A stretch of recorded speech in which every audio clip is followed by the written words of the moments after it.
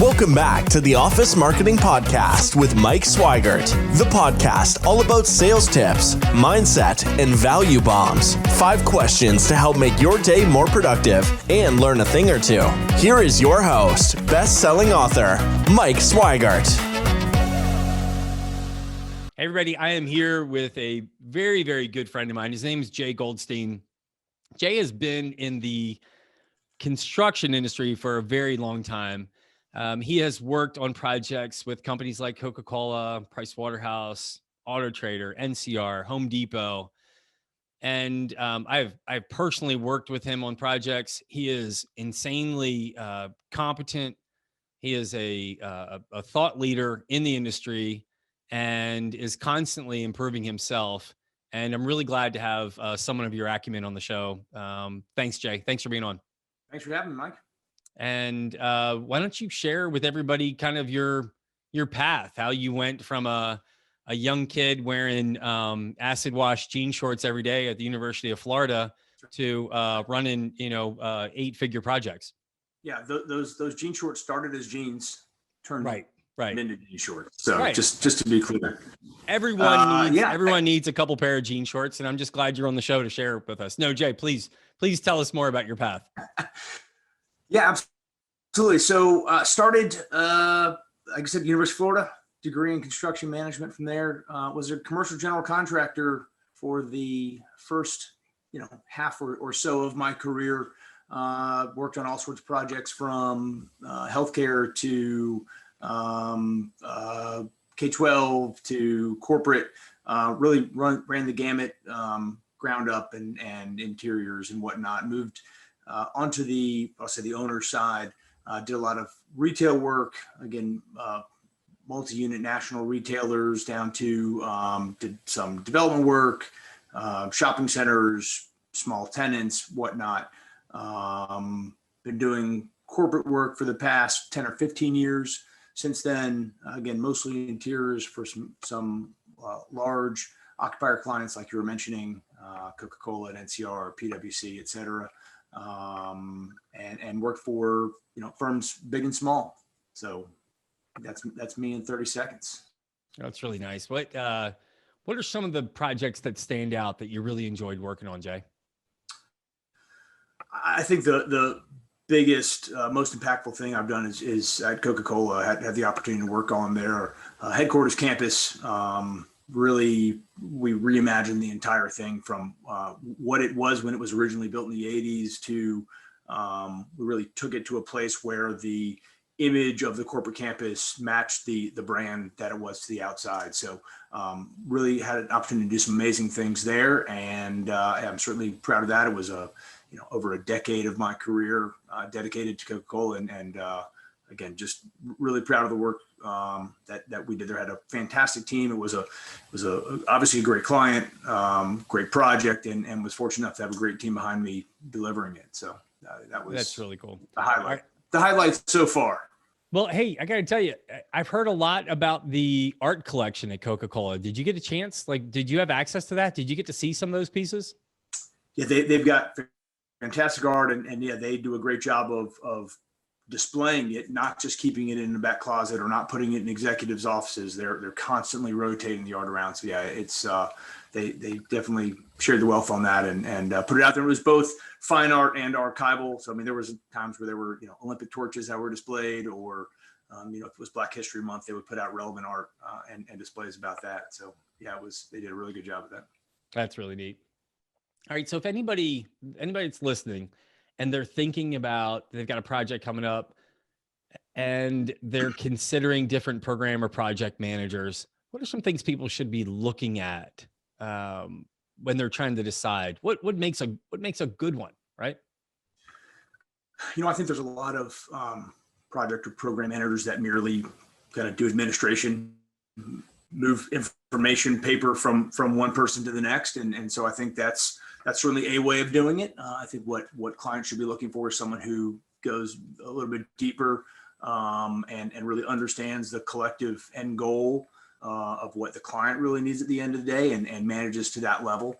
I think every client, every project is different, but to be able to adapt to, again, that specific client's needs, that specific project needs, and dive into the appropriate level of management and of detail.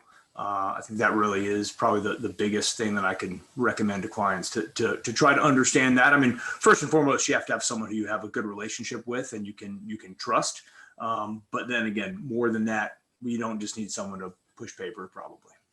I love it. That's one thing I do know about you personally, is that kind of cutting through the BS of some salespeople and actually try to get down to what the real value is.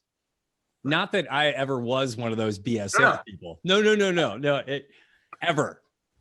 But right. But the concept didn't even cross my mind. It's exactly what crossed your mind. But all right. So why don't you share something that maybe not everybody knows about Jay Goldstein? What is that? I don't know. I think I'm a pretty open book.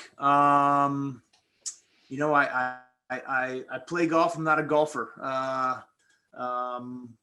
a little bit of a homebody. I love spending time with my family, but again, that's not stuff I'm afraid to share. So there's no real big secrets with me, which maybe that's part of, I don't know, part of my, I don't know how I approach things is I certainly, like I said about, finding someone you can work with. I think that's really important, is to understand that, that who you're working with and sort of what makes them tick. So this episode of the Office Marketing Podcast is brought to you by Fusion Advisory. We help commercial contractors generate leads online profitably. Check us out at fusion-advisory.com. Well, all right. So how about this? So what year were you down in Florida when Spurrier was there? I was. Okay. So what was the best Florida Gator game you ever attended? And don't say when Auburn beat Florida at the Swamp in '94. You can't say that. But there was one game in my collegiate career that I missed. It was the only game that we lost at home. And it was, I understand that there was a team from Alabama. I don't know which one that came in Auburn, and won, but I never witnessed a home loss. Oh. So how about that? I'm undefeated at home in my collegiate career. There you go. Yeah, exactly. And did Tebow didn't win a national championship though, did he? Was it Chris Leak that won it after him? Is that how it worked? No, he won. Oh, he did win one too? Okay. I always get confused whether Tebow won one or not. I know he's a great human being, but speaking of great human beings, talk to me about kind of like on this path that you're on. Like, were there any role models or mentors or anyone that kind of inspired you to take this construction path? Yeah, I mean, listen, I try to get something from everybody, all of both my managers and sort of leaders above me and people on my team. So, I don't know that there's one in particular, but I certainly have nuggets that I grab all the way back in my career, whether it was a superintendent who told me something one day or a manager in an annual review. I try to just get nuggets from everybody and collect them. There wasn't one sort of mentor that I'm trying to model myself after. It's really more of a collection of everybody. And frankly, I get the same thing from clients and whether or not they're direct clients, I've had people that I work alongside, whether it's, someone from the facilities and operations part of the business that ultimately with the work that we deliver, they may not be our direct client, but we're handing our projects over to them to operate. And so I really have tried to pick up a lot of that perspective as well. And so I've been fortunate enough to work alongside some great folks and pick up some knowledge and information and really their perspective on the work that we're delivering. Because oftentimes I think, especially for those people that work alongside us, they feel like we're going and doing one thing and not thinking about their perspective. And I think that's another thing that probably makes a good project manager. Is being able to look at the entire life cycle of a building and project and take all those into consideration. I love that. I really do. I love that. I remember being in college and I was hired to be a swim coach of a pretty big swim. I think I was 19 or 20 or whatever. And I remember literally just trying to be a blend of like my 5 favorite coaches growing up. the Rusty Owens at the Harrisburg Swim Club or whatever. And then this one summer coach and this coach and this coach. And by the time I got to the, second or third meet, I wasn't really trying to emulate them. They were kind of just in my DNA. And I kind of just melded them into what I was as a coach. And I think I've kind of tried to repeat that throughout everything I've done in my life. So yeah, no, I agree. I think you take the sort of mix of the things that makes you who you are. And, before you know it, you've developed your own brand and all of those things that you've pulled from all these other people are all of a sudden is you. And no, absolutely. And, scary to think there's people out there trying to emulate you and, God forbid me. No, I think that's exactly right.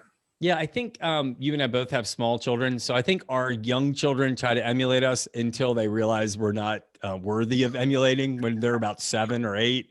So yeah. And then we just try to keep up. Exactly. We're just holding on. We're holding on. So talk to me then about like mindset. What do you do to keep everything positive? I mean, obviously last year was a little bit of a challenge for everyone. You have great energy. I love being around you. Like, what is it that you do to keep yourself positive? So I'm still trying to figure that out every day, right? What are those things? And I'm trying to meditate. I hear, lots of successful people do it every day. It's on my calendar every single day to do. And a lot of times I can do it. And so I'm trying to do that. I try to get physical activity whenever possible. Again, we've got young kids and running around is, not always have time, but in the background of all of that is sort of the reason why we do any of this. And it's funny, we're just talking about family and children. For me, that's it. It's like, why do you want to do this? Why do you want to meditate? Why do you want to be a better person in your personal life and in your professional life? And I want to be a better, I think at the root of all of it, I want to be a better sort of family man, husband, father, whatever. And so the more successful professionally I can be, I think it will make me happier, which again, at the end of the day, me being happier makes me better at what really matters, which is, the home life. So I think that's at the root of all of it.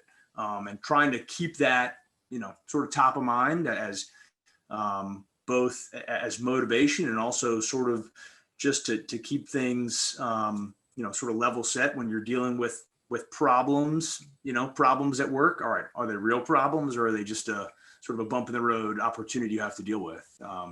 So that's sort of in the background of all of it.